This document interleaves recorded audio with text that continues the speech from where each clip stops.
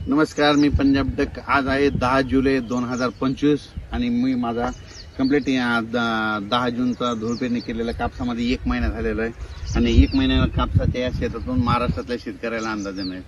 राज्यातल्या सर्व शेतकऱ्याला सांगू इच्छितो की राज्यामध्ये जवळपास खूप दिवस झालं ढगाळ वातावरण आहे. डाळिंबवाल्यासाठी आनंदाची बातमी. डाळिंबवाल्याला सांगू इच्छितो की उद्यापासून सूर्यदर्शन होणार आहे, म्हणून डाळिंबवाल्यासाठी आनंदाची बातमी. कारण की ढगाळ वातावरणामुळे डाळिंबाला खूप म्हणजे रोग किड येत आहे, त्याच्यामुळे त्यांच्यासाठी आनंदाची बातमी. पण राज्यात मात्र 11 जुलैपासून 11, 12, 13च्या दरम्यान राज्यात सूर्यदर्शन होणार आहे. ठिकठिकाणी सूर्यदर्शन होणार आहे, म्हणून हे लक्षात द्यायचं. राज्यात उद्यापासून लगेच गरमी देखील वाढणार आहे, हे देखील लक्षात द्यायचं. आणि राज्यात सांगायचं झालं तर 11 पासून राज्यात सूर्यदर्शन होईल.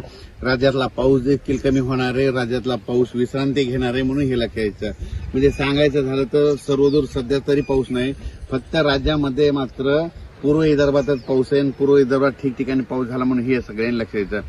पण राज्यातल्या सर्व शेतकऱ्याला सांगू इच्छितो की काय झालं की काही भागामध्ये सांगतो की लातूर जिल्हा, धाराशिव, त्याच्यानंतर सोलापूर जिल्हा, बीड जिल्ह्यामध्ये ह्या भागामध्ये ह्या आता जे पाऊस पडला त्याच्यामध्ये तिकडल्या भागात काही भाग आणखीन सोडून दिलेला आहे. तर त्यांना सांगू इच्छितो की आज 10 तारखेला म्हणजे दुपारपर्यंत ऊन पडायला, काही भागामध्ये तुरळक ठिकाणी पाऊस पडणार आहे, म्हणून हे लक्षात द्यायचं. सध्या तरी असा सर्वदूरचा तुमच्या जिल्ह्यामध्ये पाऊस नाही, म्हणून हे लक्षात द्यायचं. सध्या फक्त तुम्हाला सांगतो पूर्व विदर्भातच पाऊस मात्र कायम आहे. आणखीन 2-3 दिवस तिकडं 11, 12, 13 पर्यंत पूर्व विदर्भामध्ये नागपूर, वर्धा, भंडारा, गोंदिया, इकडं अमरावती, अकोला या भागामध्ये तिकडं ते पाऊस राहणार आहे. आणि त्याच्यानंतर तिकडं नंतर 14 तारखेच्या नंतर तिकडे देखील सूर्यदर्शन होणार आहे, म्हणून लक्षात द्यायचं. पण राज्यात मात्र उद्यापासून मात्र सगळीकडे सूर्यदर्शन होणार आहे, म्हणून हे लक्षात द्यायचं. राज्यातल्या सर्व शेतकऱ्याला सांगू इच्छितो की राज्यामध्ये मग सांगायचं झालं तर हे बीड जिल्हा झाला, लातूर जिल्हा झाला, त्यानंतर जालना जिल्ह्याचा काही भाग, त्याच्यानंतर इकडं नगर जिल्ह्याचा काही भाग, कडाष्ट या भागात आणि परभणी जिल्ह्याचा काही भाग, या भागात काही भागामध्ये आणखीन पाऊस पडलेला नाही. तर त्या शेतकऱ्याला सांगू इच्छितो की तुमच्याकडं 14-15 तारखेच्या दरम्यान एक भाग बदलत म्हणजे स्थानिक वातावरण तयार होऊन भाग बदलत 14-15च्या दरम्यान एक पाऊस येणार आहे, म्हणून हे लक्षात येतं.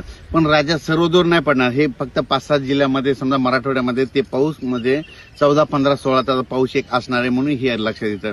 पण राज्यात सांगायचं झालं तर पूर्व विदर्भ, पश्चिम विदर्भ म्हणजे तिकडला पाऊस म्हणजे तिकडला थोडा आजच्या दिवस तिकडला पाऊस कायम राहणार आहे. उद्यापासून पश्चिम विदर्भात देखील 6 जिल्ह्यामध्ये सूर्यदर्शन होणार आहे. बुलढाणा जिल्ह्यामध्ये सूर्यदर्शन होईल, अकोला जिल्ह्यामध्ये होईल, हिंगोलीमध्ये होईल, वाशिममध्ये होईल, त्याच्यानंतर यवतमाळकडे देखील सूर्यदर्शन होईल. आणि त्याच्यानंतर सांगायचं झालं तर नांदेड देखील सूर्यदर्शन होणार, म्हणून लक्षात द्यायचं. माझी सगळ्याला विनंती, आता काय करा, सूर्यदर्शन झाल्याच्या नंतर शेतीचे कामे करून घ्या, खुरपणी करून घ्या, फवारण्या करू शकता, म्हणून हे लक्षात येतं. पण राज्यात सांगायचं झालं तर सध्या तरी असा सर्वदूरचा मोठा पाऊसच नाही. मग राज्यात फक्त तुम्हाला सांगतो की पाऊस मग कधी येणार, तर तुम्हाला सांगतो राज्यात मध्ये सध्या एक आनंदाची बातमी फक्त मराठवाड्यासाठी. कशामुळे की मराठवाड्याची जी तहान भागवणारे जे जायकवाडी धरण आहे ते झालं काल 63% होतं. तर तुम्हाला सांगतो ह्या 10 दिवसामध्ये 80% भरणार आहे ते, म्हणजे जायकवाडी धरण 80% भरणार आहे, म्हणून शेतकऱ्यासाठी मराठवाड्यातल्या आनंदाची बातमी. कारण की ते धरण भरल्यानंतर हे त्याचा जे एरिया आहे समजा की त्यांना लाभ क्षेत्रामध्ये त्यांना फायदा होणार आहे, म्हणून जायकवाडी धरण 80% भरल्याच्या नंतर लगेच त्याचं पाणी सोडणार आहे.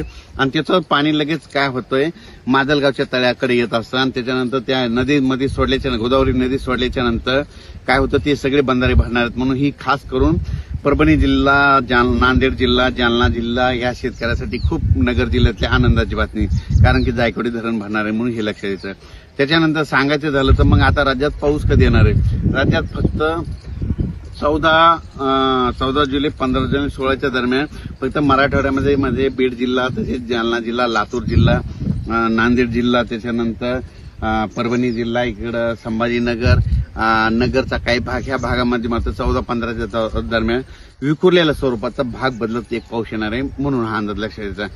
त्याच्यानंतर राज्यामध्ये 17-18च्या म्हणजे 18-19-20च्या दरम्यान एकदा थोडा एक म्हणजे विखुरलेल्या स्वरूपाचाच पाऊस असणार आहे, पण सर्वदूर काही नाही. म्हणजे सांगायचं झालं तर 20 तारखेपर्यंत असा सर्वदूरचा सध्या तरी पाऊस नाही राज्यात. फक्त जुलैच्या मात्र शेवटच्या आठवड्यात मध्ये 24 तारखेच्या नंतर मग जुलैच्या शेवटच्या आठवड्यात मग चांगला शेतातून पाणी बाहेर निघणार असा पाऊस येणार आहे, पण त्याचा अंदाज आपण नंतर देऊ. पण सध्या तर राज्यात एवढा मोठा पाऊस नाही म्हणून हा अंदाज लक्षात येतो. अचानक वातावरणात बदल झाला तर लगेच